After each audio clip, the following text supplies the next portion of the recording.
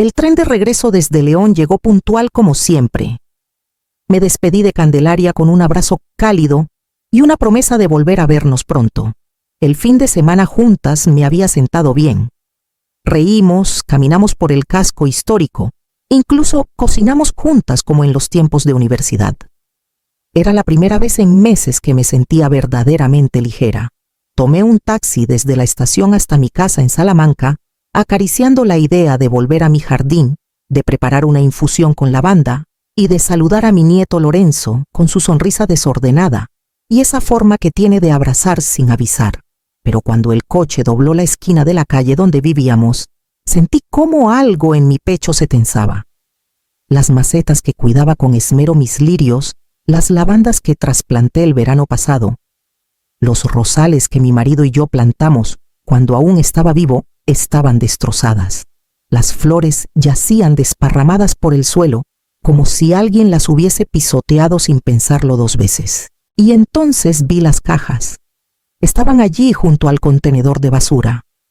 Una maleta abierta con mi ropa interior doblada torpemente, mis álbumes de fotos, la vajilla antigua de mi madre, y como una puñalada el bastón de Joaquín aún con la cinta negra que le puse el día que murió.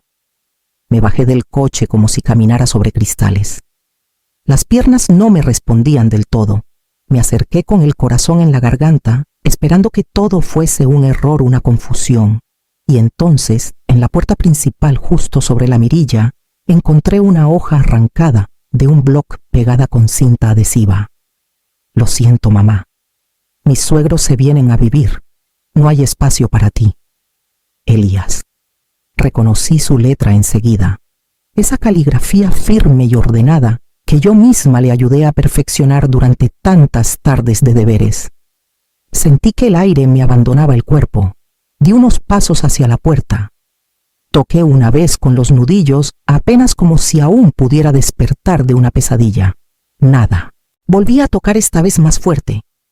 Oí movimiento adentro. La puerta se abrió apenas unos centímetros y apareció Jimena. Ni una palabra de cortesía. Solo su rostro frío, el ceño levemente fruncido. Esto ya no es tu casa, Isadora. No causes problemas. Cerró con fuerza. El golpe seco resonó como un disparo en mis costillas.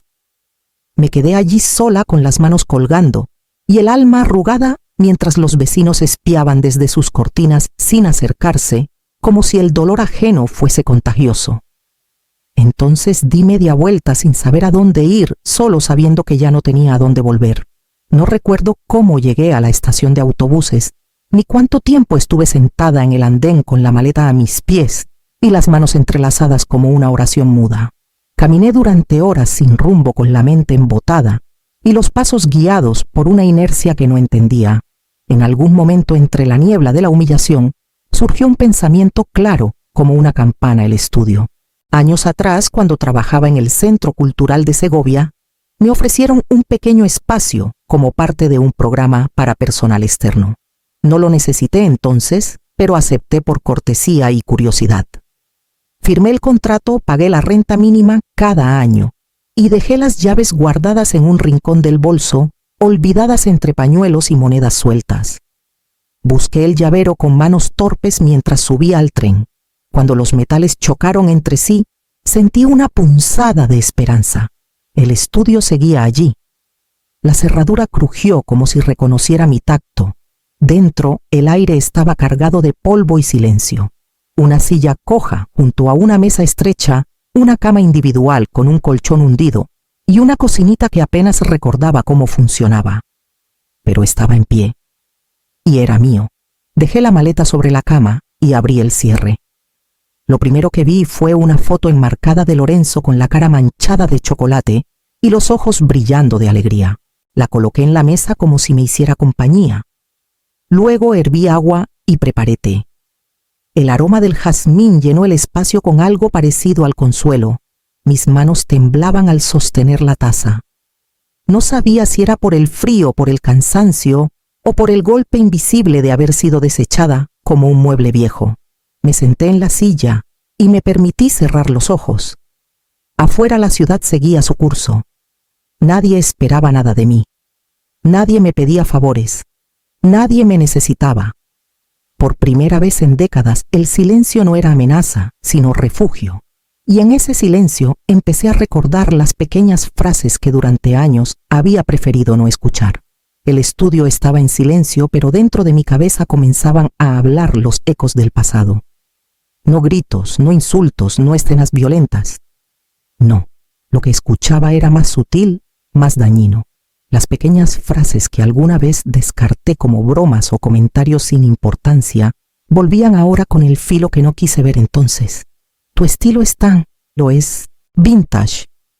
Me lo dijo Jimena un día mientras yo sacaba la vajilla de cerámica para la merienda. Lo dijo con una sonrisa tensa, mientras sus ojos recorrían los muebles que con tanto cuidado conservé tras la muerte de Joaquín. Yo fingí reír como si no me doliera que mi hogar fuera objeto de burla disfrazada de elegancia. Otro día, mientras caminábamos por el jardín, soltó: cuando esto sea nuestro, podríamos hacer un spa donde tienes el cobertizo. Pensé que era un chiste. Lo pensé de verdad. Respondí con otra broma, algo como: ¿y yo dónde me relajo entonces? Pero ahora entiendo. No era humor, era una declaración. No fue una expulsión repentina, fue una desaparición lenta, como el agua que se evapora sin que nadie la vea. Empecé a repasar todo lo que había dejado pasar. Las vacaciones a las que renuncié porque Jimena estaba agotada con el niño. Los fines de semana con Candelaria que cancelé para quedarme a cuidar a Lorenzo. Los euros prestados a Elías cuando la empresa tuvo un bache. Y nunca los pedí de vuelta. Nunca. Los silencios. Ah, los silencios. Cuando ella corregía cómo le hablaba al niño. Cuando movía mis cosas sin decir nada. Cuando reorganizó la cocina y me dejó solo una estantería. Creí que si era discreta, agradecida, útil, me amarían, pero me equivoqué. Confundí utilidad con amor. Me dejé reducir año tras año hasta convertirme en una figura transparente en mi propia casa. El peso de esa comprensión me dejó quieta. Cerré los ojos y por primera vez no sentí tristeza. Sentí rabia. Una rabia suave, templada como brasas encendidas bajo una capa de calma. Al día siguiente, salí temprano a buscar a alguien que sabía que aún podía mirarme con verdad. El café de la esquina seguía igual que siempre, mesas de madera gastadas, manteles de cuadros rojos y blancos y el aroma de bollería recién horneada que se colaba por cada rincón. Manuela ya estaba sentada cuando llegué con las manos cruzadas sobre el bolso y una mirada que me resultó difícil descifrar. No me abrazó ni sonrió como solía hacerlo en el club de lectura. Solo me ofreció una silla con un gesto leve y me preguntó si quería té o café. Pedí un poleo menta, no por gusto, sino porque necesitaba algo que calmara el temblor interno. Isadora dijo: finalmente no sabía si debía decírtelo, pero creo que ya no puedo callarme. La miré en silencio esperando. Ella bajó la voz como si temiera que las palabras pudieran escapar y volverse cuchillos. Hace 3 semanas estaba en el mercado, en la fila de la panadería. Jimena estaba justo detrás de mí. No me vio. Hablaba por teléfono riéndose y dijo: en cuanto se vaya la vieja vendemos la casa y saldamos las deudas de mis padres. Sentí un nudo seco en la garganta, como si tragara tierra. Manuela evitó mi mirada por un momento removiendo su café con una cucharilla invisible. También mencionó que ya tenían fecha con la inmobiliaria, que la gente les había prometido cerrar la operación antes de fin de mes. No dije nada. Me limité a respirar, a concentrarme en el calor de la taza entre mis manos. Manuela continuó más despacio. Yo pensé que sería una exageración, una forma de hablar. Pero cuando me enteré de lo que te hicieron al volver del viaje, asentí en silencio.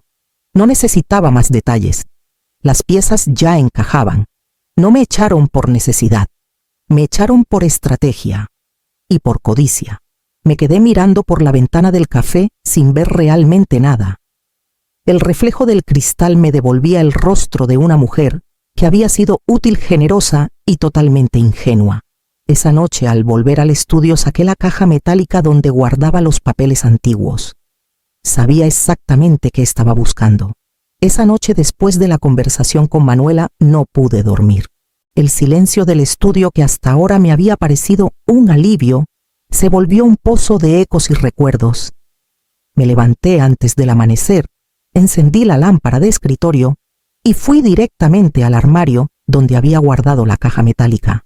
Dentro, entre cartas amarillentas, facturas antiguas y alguna postal navideña olvidada, encontré la carpeta azul, la escritura de la casa.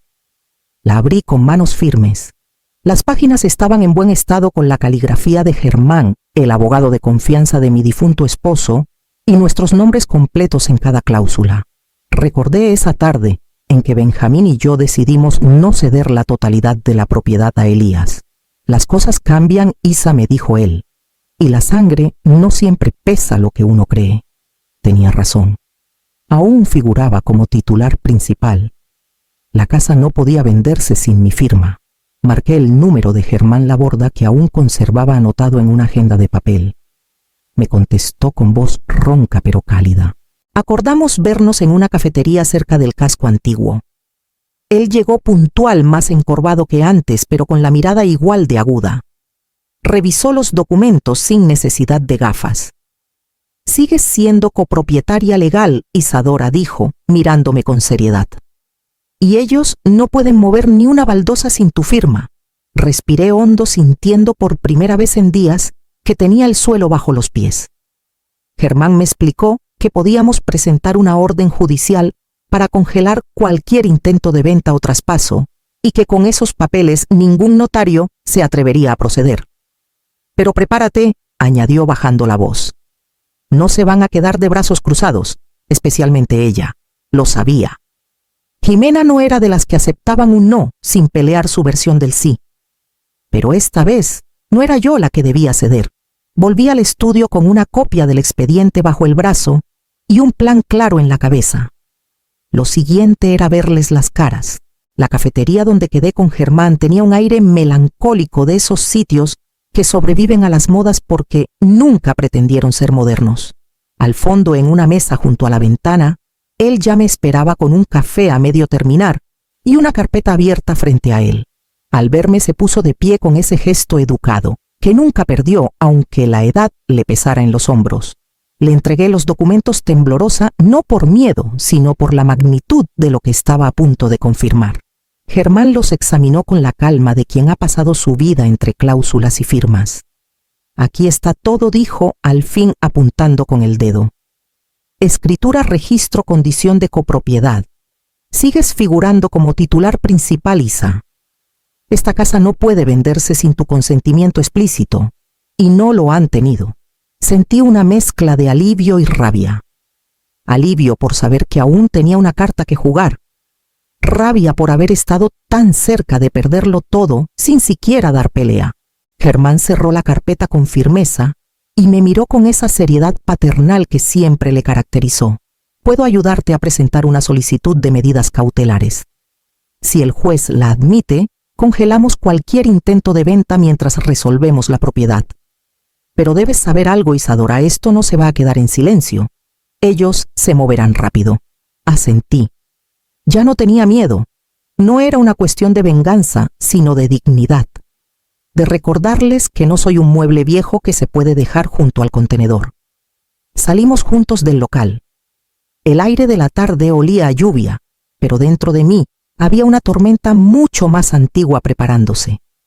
Había permitido demasiadas cosas durante demasiados años.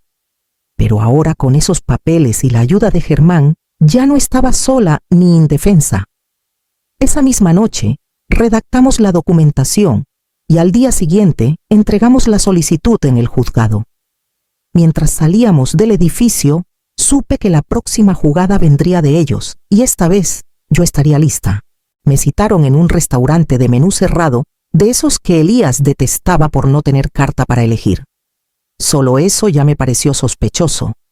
Llegaron juntos, tan bien peinados como incómodamente amables. Jimena incluso fingió una sonrisa mientras me ofrecía sentarme. Frente a mí, una carpeta beige con mi nombre escrito con letra impersonal. «Queremos reconciliarnos, mamá», dijo Elías sin mirarme del todo a los ojos. «Esto es solo un trámite, para dejar todo claro, por el bien de la familia». Y para que podamos avanzar sin conflictos, añadió Jimena, ajustando su pañuelo de seda como si estuviera en una entrevista de trabajo. Tomé el sobre. Lo abrí, despacio saqué los papeles y los hojeé por encima. Bastaba una mirada para ver de qué se trataba la cesión completa de mis derechos sobre la casa. Ni una línea sobre mi seguridad, ni un apartado sobre dónde viviría yo. Solo términos fríos legales definitivos. Cerré el sobre con la misma calma con la que una cirujana cierra una herida. Lo pensaré, dije con voz serena. Jimena soltó el aire aliviada. Elías asintió como si creyera que ya me habían doblado. Fue entonces cuando abrí mi bolso y saqué otro sobre de papel grueso sellado con el logo del juzgado. Se lo entregué a mi hijo con manos firmes. Leed esto cuando lleguéis a casa. El silencio cayó como una manta pesada sobre la mesa. Jimena palideció al instante y Elías frunció el ceño al leer el remitente. No dijeron nada. No tenían palabras. La notificación judicial hablaba por mí, la venta estaba congelada y cualquier intento de mover la propiedad sin mi autorización sería ilegal. Me levanté sin terminar el café. Al salir sentí en la espalda sus miradas incrédulas como si no entendieran en qué momento su plan perfecto se les había desmoronado. Pero yo sí lo sabía. Habían olvidado que la mujer a la que echaron no era débil, solo estaba en pausa, y ahora volvía a moverse. La lluvia caía con una constancia casi poética, como si el cielo supiera que ese día marcaría el final de una farsa.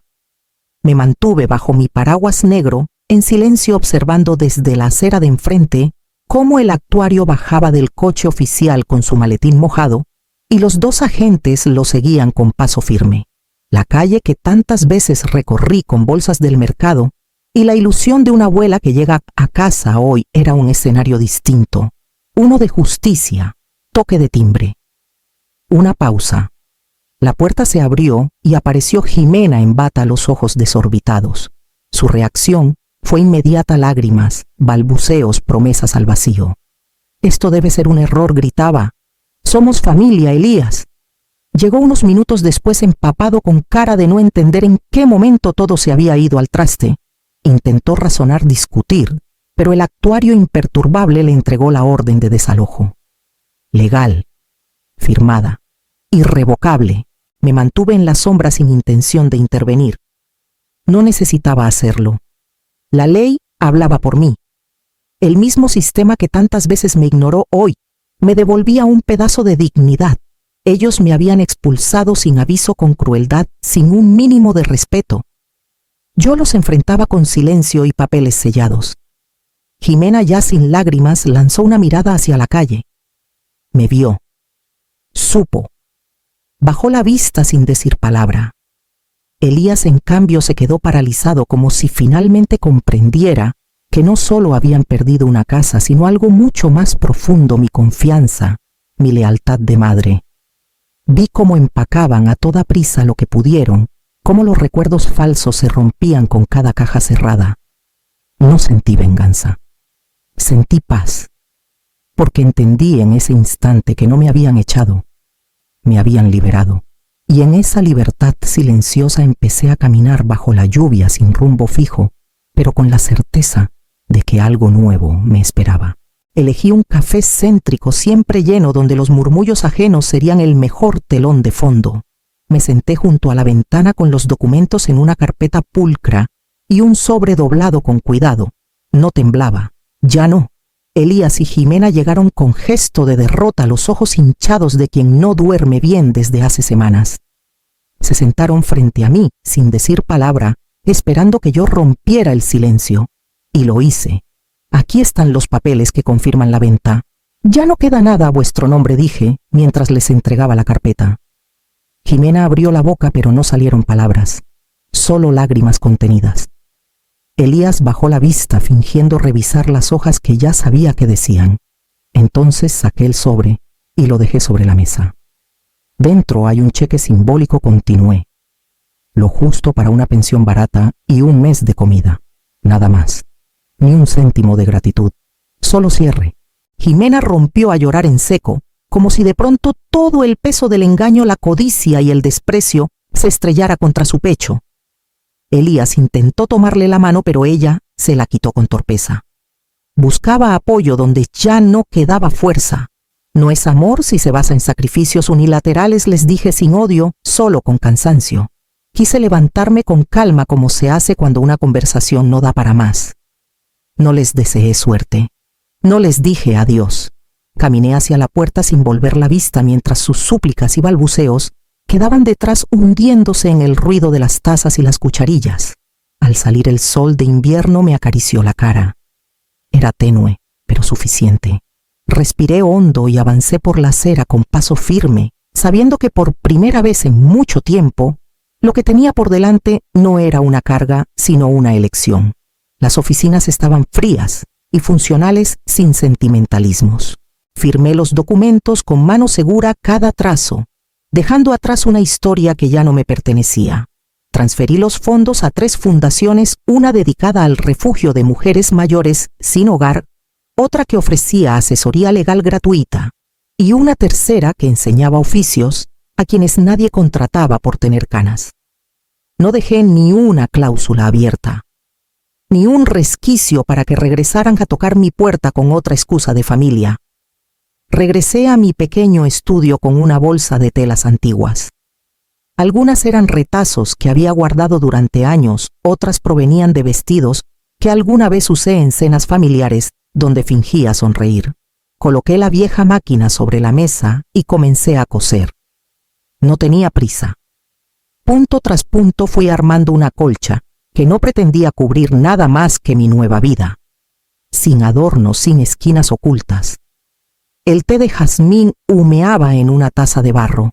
Me senté junto a la ventana donde la luz suave de la tarde acariciaba los bordes del cristal.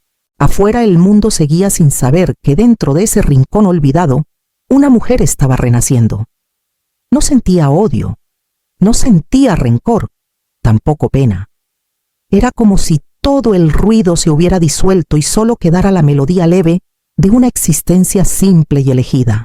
Me habían expulsado creyendo que me deshacían, pero no me enterraron, me plantaron, y ahora con cada decisión que tomaba florecía en silencio.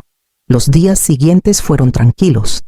Mis pasos eran más firmes, mis pensamientos más míos. No necesitaba respuestas ni reconciliaciones. Había entendido al fin que la justicia no siempre se pronuncia con voz alta ni se cobra con gritos. A veces simplemente se camina en dirección opuesta y no se vuelve jamás.